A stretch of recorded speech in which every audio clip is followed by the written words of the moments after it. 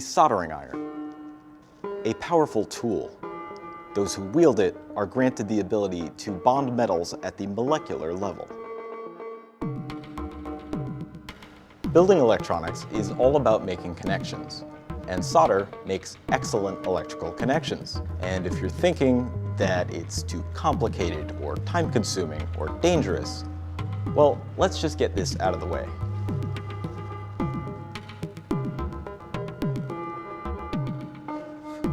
It's not.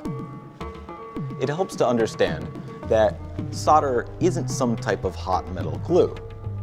No, solder actually fuses to each surface, and the magic ingredient that makes that fusing happen is heat.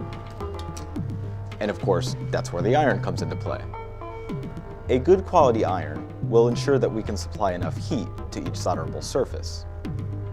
And using a tip of the appropriate shape and size will ensure that we deliver the right amount of heat to our solder joint. For through-hole parts like these, a flat screwdriver tip works well. If we were soldering very small surface mount components, we could use a fine point tip. And if we were soldering a very large joint, we could use a thick hoof tip with a wide contact area for delivering more heat.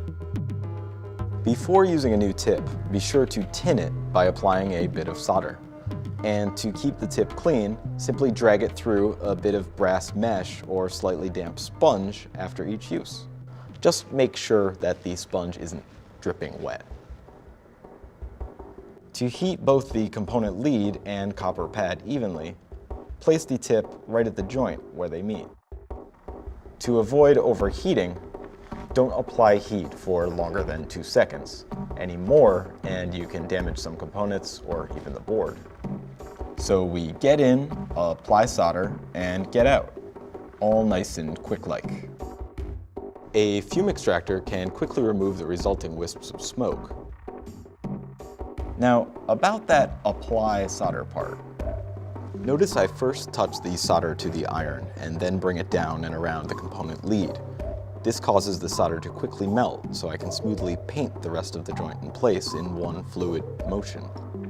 After pulling the solder lead away, I remove the iron and allow the connection to quickly cool undisturbed. We can tell we have a good solder joint when the surface appears smooth and shiny, with slightly concave slopes on either side. It all has a sort of fluid characteristic to it. Quite lovely. If the surface appears rough and bulging excessively, we may have what's called a cold solder joint. These occur when solder hasn't fully fused to each surface, making the electrical connection unreliable.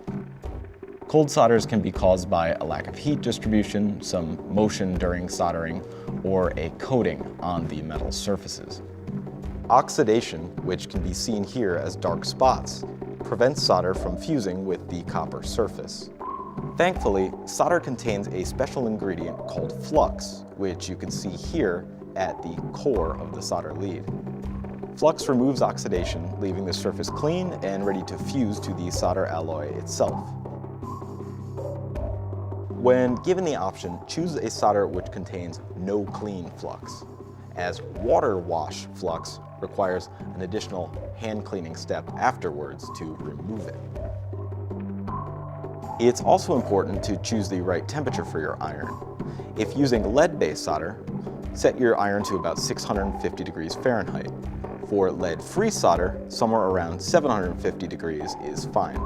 Soldering with lead-based solder is easier than lead-free, but lead-free is more common these days.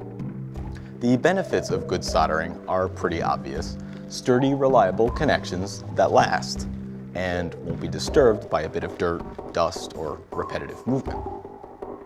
And speaking of repetitive movement, let's see if this thing works, shall we?